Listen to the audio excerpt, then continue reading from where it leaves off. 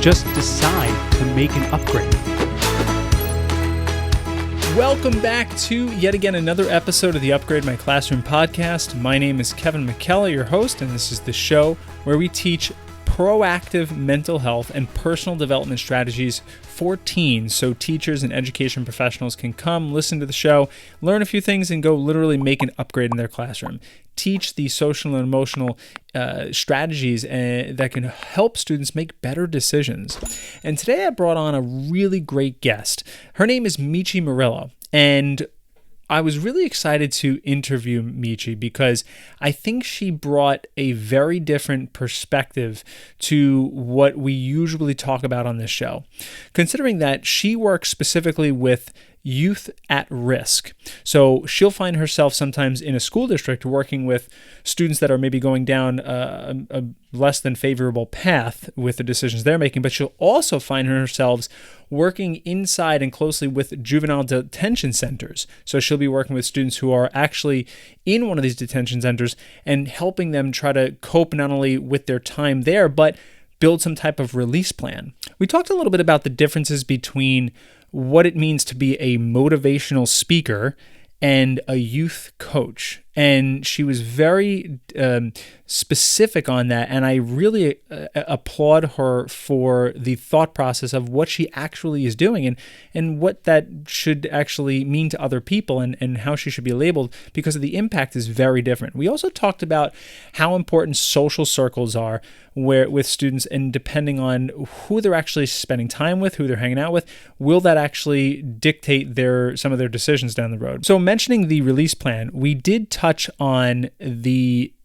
how underfunded and under-resourced juvenile detention centers actually are, and how there is such a need for her work, because when these students are let out of these centers, it's almost as if to say, good luck, here's your belongings, and we'll see you again soon.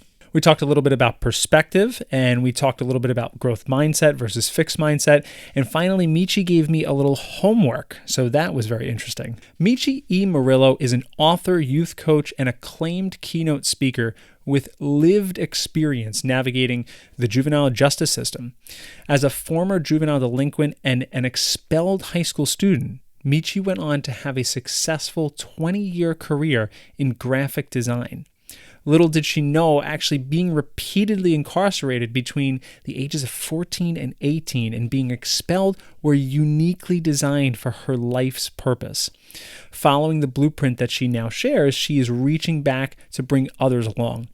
As a spirited entrepreneur and aspiring philanthropist, Michy is committed to being a transformative force in the lives of youth, serving as a conduit to the skills and tools that nurture growth. So with that being said, let's jump into my conversation with Michy Morillo. Michy, thank you so much for being on the show. How are you today?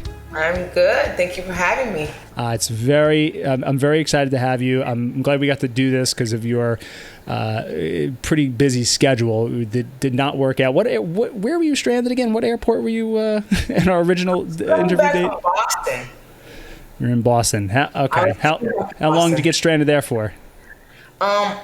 A whole day. Okay. But it was cool because my family's out there. So all I had to do was turn right back around and just go have some of my mom's cooking. So it's all good. Yeah. That's a great excuse to get held up at the airport.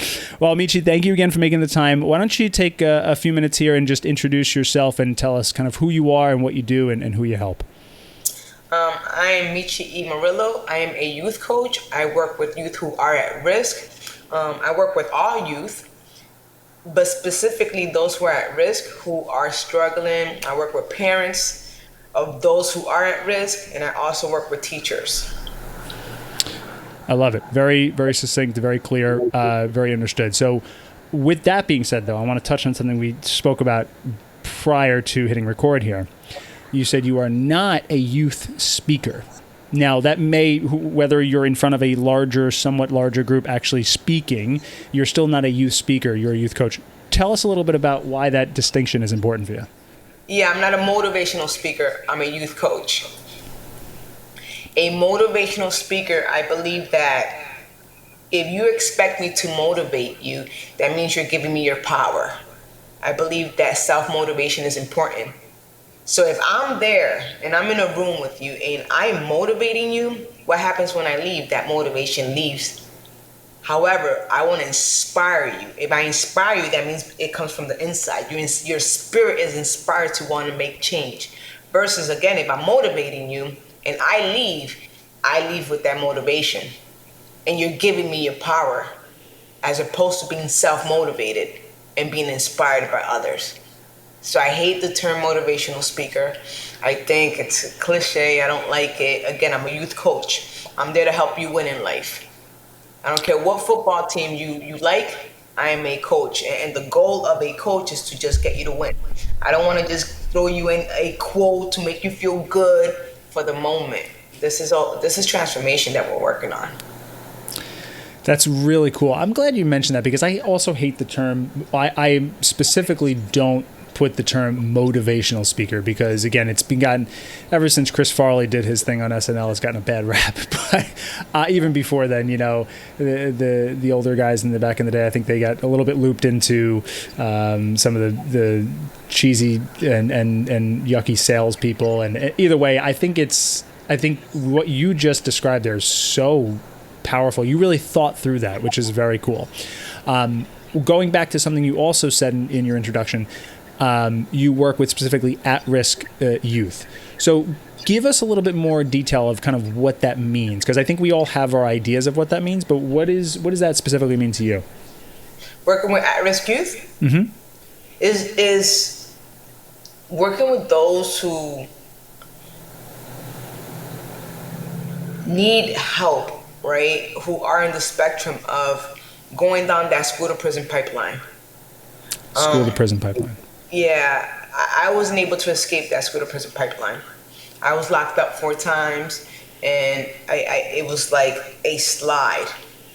And so I identify with these kids because, well, I should say that they identify with me, and they relate to me because I remember just being, I come from a great family, but the friends, the drugs and all these things. So when I say youth who are at risk, is those who are at risk of let's call it for what it is, being killed, going down to school, that prison, detention centers, drug use.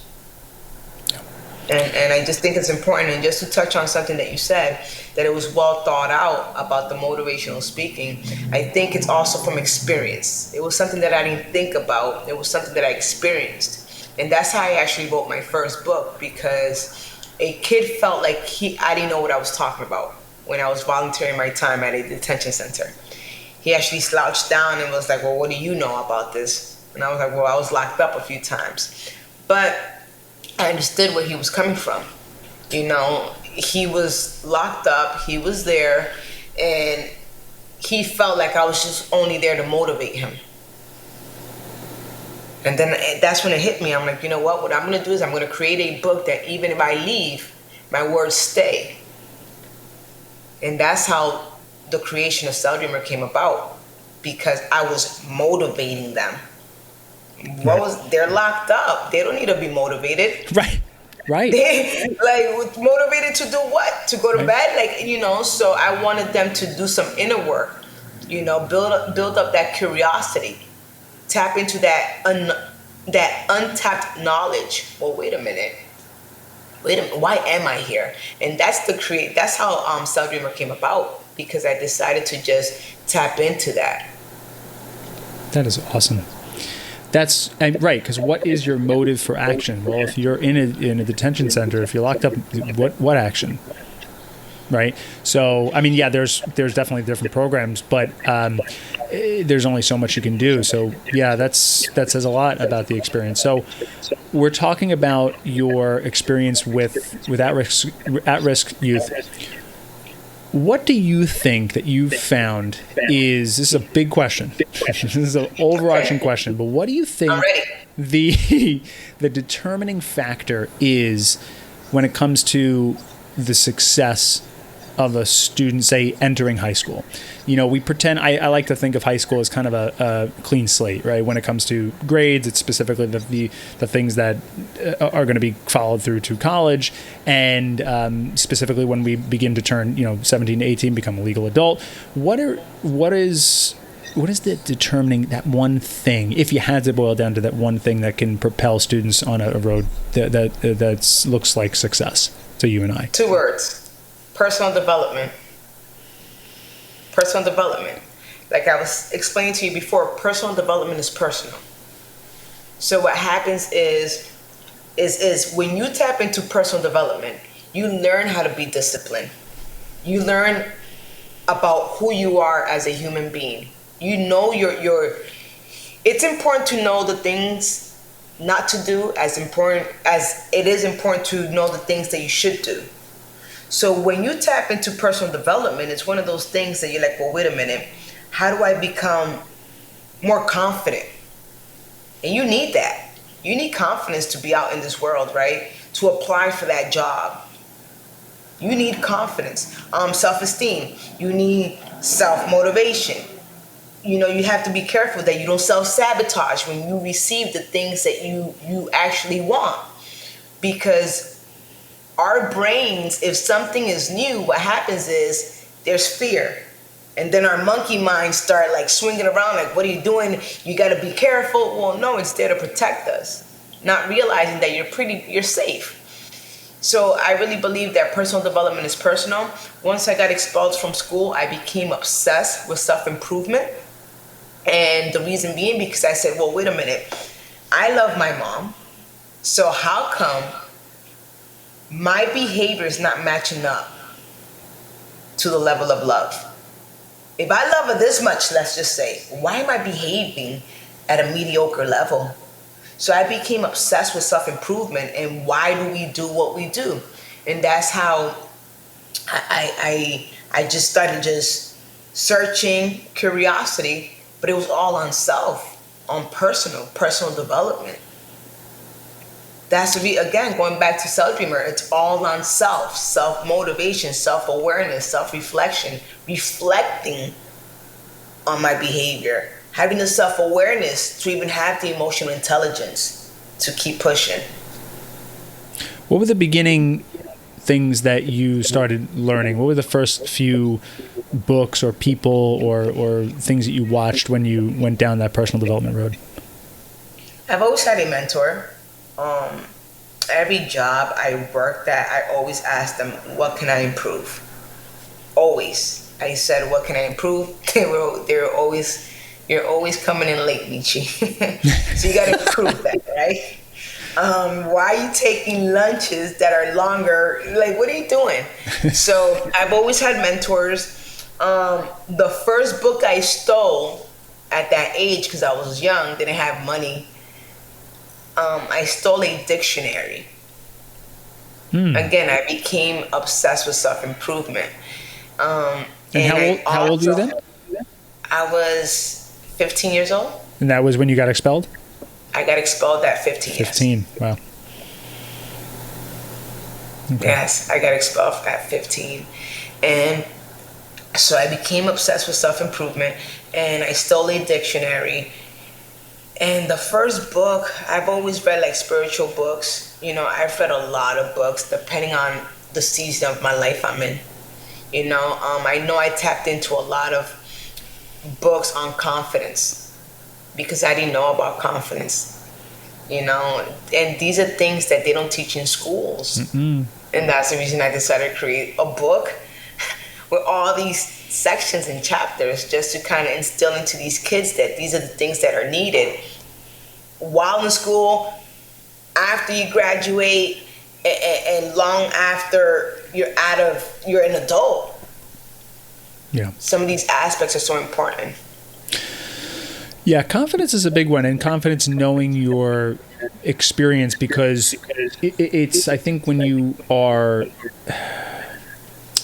you have confidence in something you've already done before, it's, I think, one of the highest levels of confidence. But you can, if say you're a child and you haven't done much, and even if maybe the things you have done were you're not so proud of, the confidence in who you are and who you can become. So how much of this has to do with the mindset shift of what is possible or what is permanent? So Carol Dweck's work, right? Growth mindset versus fixed mindset. Is that something that is super crucial, or is it just a side note? Where does that ability to improve oneself and that mindset of understanding that I'm in the beginning of this road, but I have so much in front of me and I can do so much, and now I see that it's possible. How much do you think that plays a role in what you teach and how you work with kids? Crucial, essential. Absolutely. Having a fixed mindset is I've always been like this. This is who I am. That's a fixed mindset. And that is the most self-sabotaging thing you could say. I've always been like this. This is who I am. Take me or leave. No, this is who you're choosing to be. And having a growth mindset is, how can I improve? Let's go back to that mentor who was my boss. I was constantly late. And I could have made excuses. And at first I did, though. Of course. Oh, traffic, the light, I had to get gas, I did whatever it was. But that's a fixed mindset, right? Mm-hmm. Versus, well, wait a minute. This guy has my best interest at heart. So how can I improve? And I think it's always important, I tell my team this all the time, is ask questions. It's asking those hard questions. Like even you, Kevin, asking your wife, right? How can I be a better husband? Mm-hmm. And it's your wife asking you, hey, how can I be a better wife? And I think that we are so afraid to hear certain answers that we would just rather just do things the way it's been done this whole time, as opposed to saying, you know what, how can I improve as a human being? And I believe that's a growth mindset right there. I asked my business coach, I asked my mom, how can I be a better daughter? What do you need from me? And the thing is that people will love you the way they want to love you, not realizing that everyone requires something different. Your level of love may be different than my level of love. And these kids will go think that love is getting beat on, because that's what they saw. So they think that's love now. So now there's arguments and there's dysfunction, and dysfunction to them is normal, and they accept that because that's what they believe love is, based on what they've seen growing up. Just asking those questions and really getting curious, is this okay? We're heroes in our own journey. And it's believing that we have our own answers, knowing this is not right. And I think that's where the growth mindset comes in. Wait a minute. Can I be, have, and do better? And if so, how do I get there? I think you just touched on an entirely second follow-up book to mindset. I think the asking of the question is huge. So my wife is pregnant right now. She is due in 2 months, almost exactly. And, I think I have to ask her that question tonight. I think you should. How can I support you through this journey? Right? How can I support you? How can I be a better husband right now for you? Right? Not help, right? Because when people hear the word help, they feel helpless. Like, oh, well, what do you think? I can't do it? No. Right? So I don't ever usually use the word help. I don't ever tell a youth, how can I help you? Because that means like you're helpless and you need my help. What I do is, how can I support you? How can I support you with what you're doing right now? Believing that they have their own answers. And I'm just coming to assist in the journey. Right. That's it. And I guarantee you that if you ask your wife that question, hey, how can I support you through this journey right now? You got 2 months left. there's gonna be a shift there. I'm gonna follow up with you on that answer. Okay, Because okay. you know what it is. It's a lot of it is like you think you have the answers. So, for instance, I think it's that helping my wife do that extra trip up the stairs for the laundry. Okay, I think it's doing the doing all the dishes. I think it's like these house things, but it may be just be more understanding, because I've been nauseous for 7 months nonstop, which is true. I've been nauseous for 7 months nonstop. You have to be you have to try to be understanding when I'm just not feeling it, right? So maybe it's something that I don't realize, or not that I don't realize it. Maybe it's something that I need to practice more and become in state and become a little bit more aware of my thoughts and emotions, and so I don't or I can adhere to what she wants. So I'm going to follow up with that. That's great. I want to, before I forget, I want to touch based on you said something very important too. You made the distinction when talking about love, and like, okay, this is a student's idea of love is to get beat on, and I know that because that's what I've grew up with. That's what this kid watched. How much do you think environment? So we talked about the mindset. We talked about these determining factors. How much do you think environment has to do with a student's success? I think it's super important, because in going back to me, the only reason I'm able to say that it is important, I think it's a huge factor, because my environment was not healthy, right? That's the reason we started the Million Youth Mission in my company, to reach 1 million youth, because my goal is to reimagine and rebuild the village. Because someone from my village gave me drugs. And I don't really believe that that's what a village is supposed to look like. Right. So your environment, they're actually pouring into you. Even if they're not speaking to you on a one-on-one, but they're actually pouring into you. There's behaviors and habits that you're picking up on. So absolutely is important. I moved when I was 26 years old, and I said, I gotta get out of here, because it was the same thing. They were just doing the same old things. Mm-hmm. I left, went to Job Corps, came back, and they were in the same corner doing the same thing. And I'm just like, there's gotta be more. So even if you want to change, what happens is, remember, birds of the same feather flock together. So no matter if you're like, no, I have a growth mindset, I'm good. Wait a minute. What Chico and this person are doing, they're actually forming you. It's a conditioning. It's like they're conditioning you unconsciously, without not even being intentional at this point. But you're picking up on those habits, and then they're going to show up later on. You are the average of the 5 people you spend the most time with, I guess, right? 100%. Jim Rohn says it best. That's I love it. So really, really good stuff. I want to touch on 2 more things when we have some time here.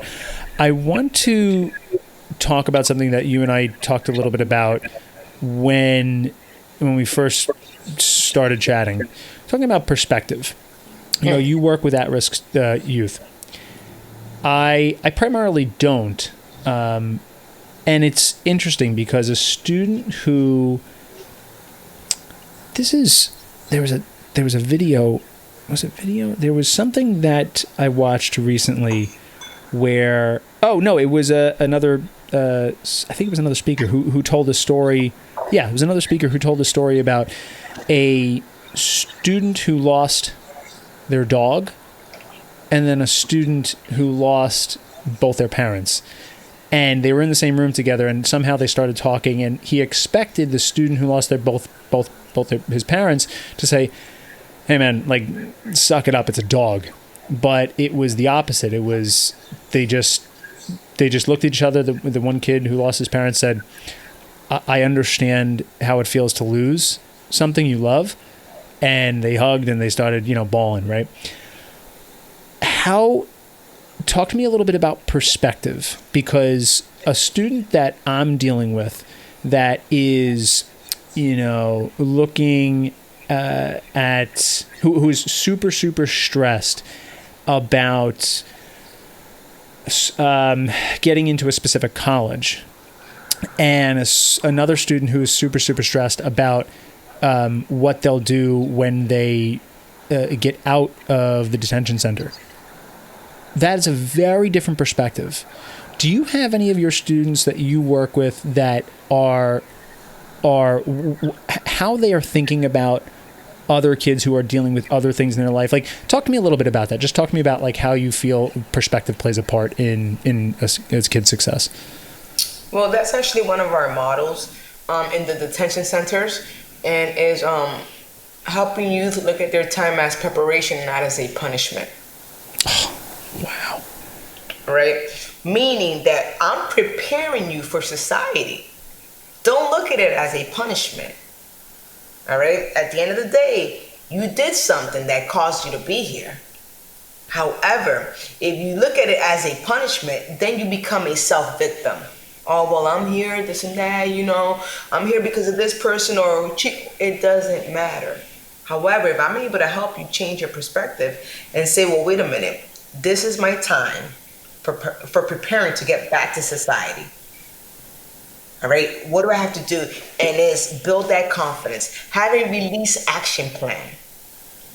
So that when I do get released, I know exactly the steps that I got to take in order to be successful. And perspective is everything, but I also think it's something that you have to develop, because our minds is a battlefield. Mm-hmm. There's enemy I understand the term you are your worst enemy, right? And it's because our minds, if you're not careful and you don't see the cup half full, that's going to always be an issue in your life. And I struggled with it for a long time. And this is how these kids will fall into depression. Not only kids, but this is exactly how adults fall into a depression, because they're looking, and I'm just going to use this term, I'm just going to use the cup half full, half empty, because everyone has heard that term. So every time you look at that term, the cup half empty, now you're coming from a place of lack. Well, I'm lacking. I don't have enough. And what happens is it activates the amygdala in the brain for fear now. Now I don't lack, I'm not good enough. What do I have to? There's that scarcity mindset, which takes you away from the growth mindset. Right. Now you're not only in a fixed mindset, you're actually now in a fear mindset, paralyzed, and all these things. So I think his perspective is important.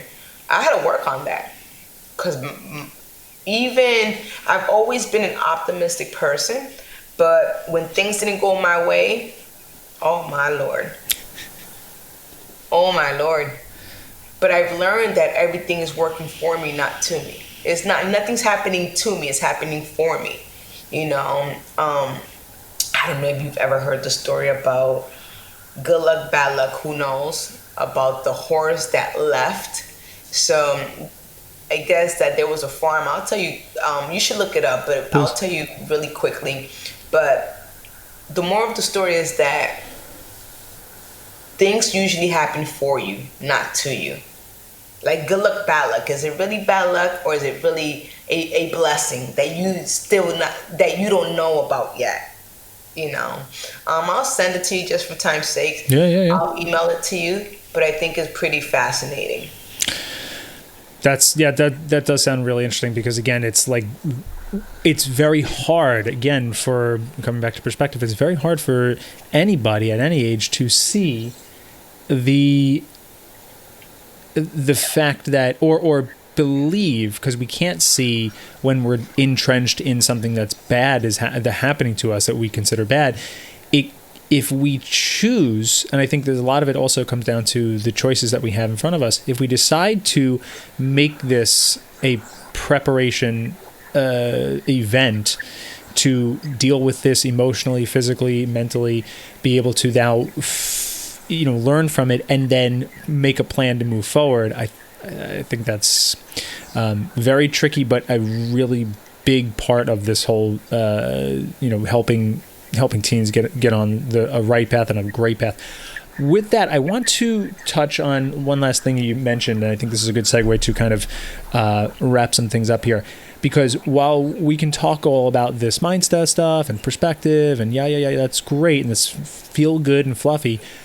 Now, you go into a detention center where a student very well maybe have so many fears and so many doubts and so many issues that they're dealing with emotionally because they feel like, well, there's no way past this.